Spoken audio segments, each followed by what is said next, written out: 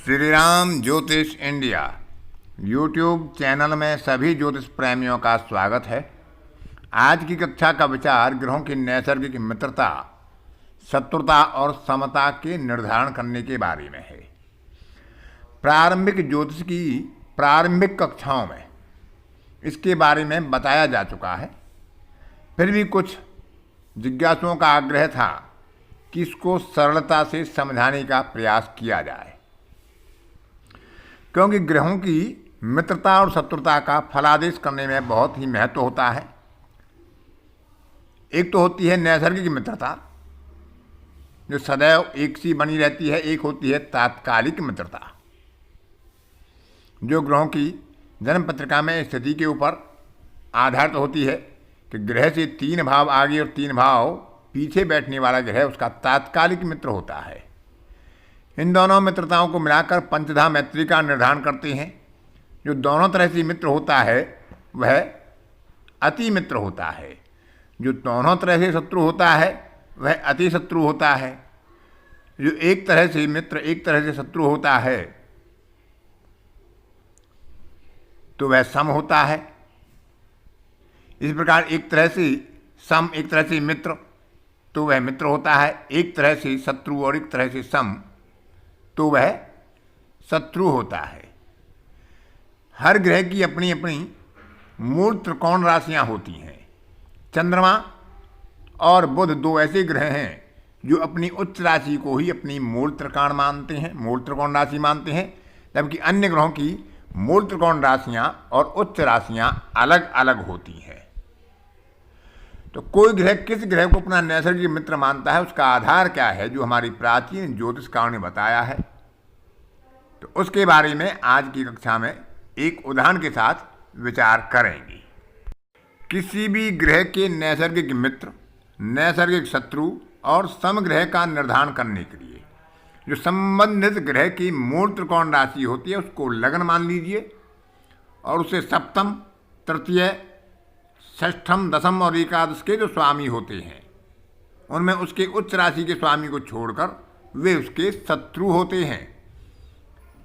क्योंकि 3, 6, 10 और 11 ये उपचय भाव हैं, तो इनके स्वामी नैसर्गिक रूप से शत्रु होते हैं। और सप्तम भाव विरोधी भाव है ही, उसका स्वामी भी शत्रु होता है। लेकिन यदि उसमें कहीं उच्च राशि पड़ जाती है तो उसका स्वामी शत्रु ना होकर मित्र हो जाता है।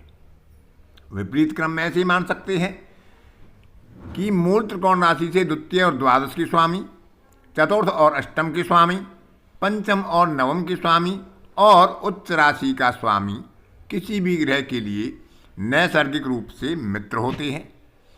यदि दोनों जगह पर कोई ग्रह मित्र होता है, सूर्य और चंद्रमा तो एक ही राशि के स्वामी होते हैं, अन्य ग्रह 2-2 राशि के स्वामी होते हैं, तो यदि दोनों जगह वह मित्र होता है तो मित्र होगा, दोनों जगह शत्रु होता है तो शत्रु होगा। एक जगह मित्र होगा और एक जगह शत्रु होगा तो वह उस ग्रह के लिए समग्रह कहलाएगा। तो इस तरह से हम ग्रह के लिए नैसर्गिक शत्रु और नैसर्गिक मित्र का निर्धारण कर सकते हैं।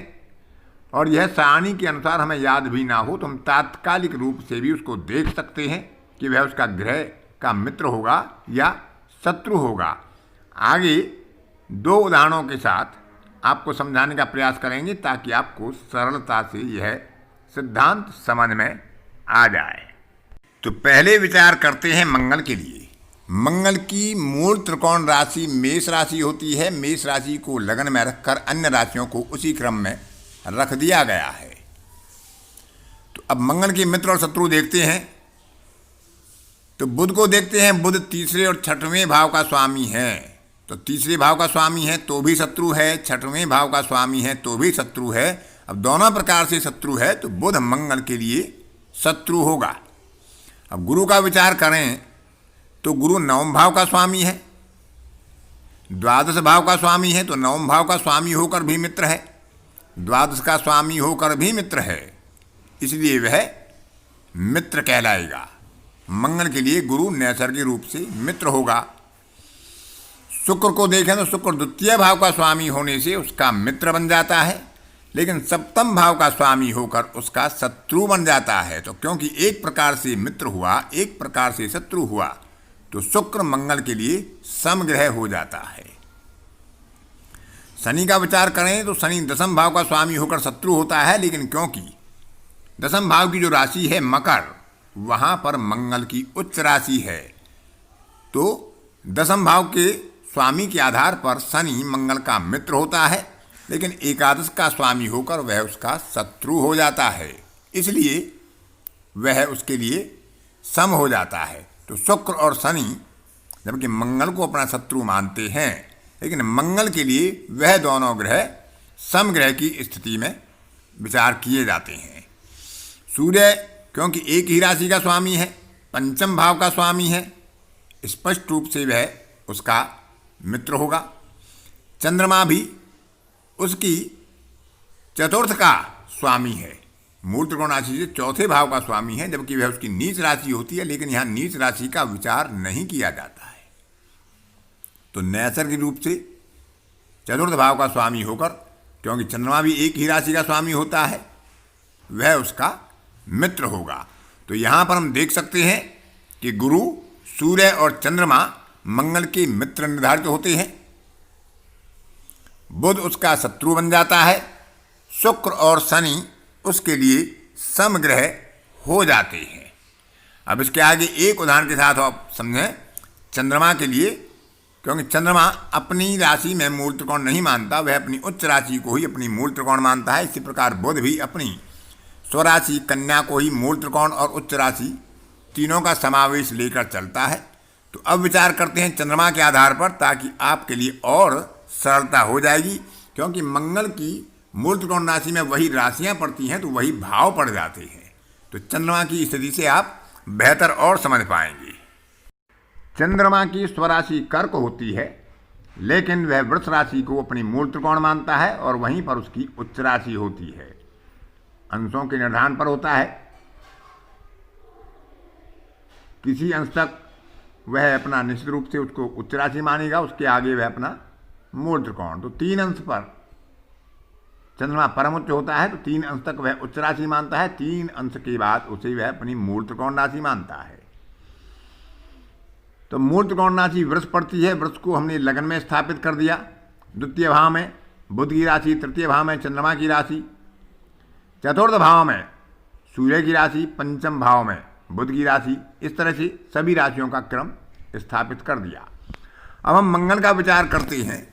तो मंगल द्वादश का स्वामी है, उसके लिए मित्र बन जाता है, लेकिन सप्तम का स्वामी है, उसके लिए शत्रु बन जाता है। तो एक स्थान पर वह मित्र है, तो एक स्थान पर शत्रु है, इसलिए मंगल चंद्रमा के लिए सम हो जाता है, जबकि मंगल के लिए चंद्रमा मित्र था। बुध का विचार करें तो बुध द्वितीय भाव का स्वामी होता है और मित्र बन जाता है, फिर पंचम भाव का स्वामी होता है तो मित्र बन जाता है। तो दोनों जगह मित्र होने से बुध चंद्रमा के लिए मित्र की श्रेणी में आ जाता है। अब गुरु का विचार करें तो गुरु अष्टम भाव का स्वामी है, क्योंकि उसकी धनु राशि अष्टम भाव में आती है, तो वह मित्र बन जाता है। लेकिन दूसरी राशि जो मीन राशि है वह एकादश भाव में जाती है, जिसके कारण गुरु चंद्रमा का शत्रु होता है। तो एक भाव से चंद्रमा के लिए गुरु मित्र होता है, एक भाव से शत्रु होता है, तो इसलिए गुरु भी चंद्रमा के लिए सम हो जाता है, जबकि गुरु चंद्रमा को अपना मित्र मानता है, क्योंकि चंद्रमा की राशि में गुरु उच्चता को प्राप्त होता है। अब शुक्र का विचार करें। शुक्र चंद्रमा की उच्च राशि का स्वामी है, तो वह मित्र हो जाता है, क्योंकि लगन का स्वामी है और छठवें भाव का स्वामी है, इसलिए वह शत्रु हो जाता है। तो एक प्रकार से मित्र होता है, एक प्रकार से शत्रु होता है। तो शुक्र भी चंद्रमा के लिए समग्रह हो जाता है। अब शनि का विचार करें तो शनि नवम भाव का स्वामी है, इस कारण से मित्र हो जाता है, लेकिन दसम भाव का स्वामी होने से वह शत्रु हो जाता है। इसलिए एक स्थान पर मित्र, एक स्थान पर शत्रु, तो वह उसके लिए समग्रह हो जाता है। अब सूर्य का विचार करें तो सूर्य चंद्रमा की मूल त्रिकोण राशि से चौथे भाव का स्वामी है, और क्योंकि सूर्य एक ही राशि का स्वामी होता है और चतुर्थ भाव का स्वामी मित्र होता है, तो सूर्य उसके लिए मित्र हो जाता है। तो यहाँ आप देखेंगे कि चंद्रमा के लिए मात्र 2 ग्रह मित्र बनते हैं, सूर्य और बुध, जबकि बुध चंद्रमा को अपना शत्रु मानता है। लेकिन अन्य सभी ग्रह चंद्रमा के लिए सम हैं। 7 ग्रहों में से कोई भी ग्रह चंद्रमा के लिए शत्रु नहीं होता है। तो इसी तरह से आप अन्य ग्रहों का भी निर्धारण कर सकते हैं और बड़ी आसानी से उनको अपनी उंगलियों पर गणना करके जान सकते हैं, बिना किसी चार्ट के, बिना किसी सारणी के, कि कौन ग्रह किसका शत्रु होगा, कौन किसका मित्र होगा। आज की कक्षा में इतना ही। अन्य किसी कक्षा में फिर किसी नए विषय पर आपसे मुलाकात होगी। तब तक के लिए अपनी वाणी को विराम देता हूँ। धन्यवाद।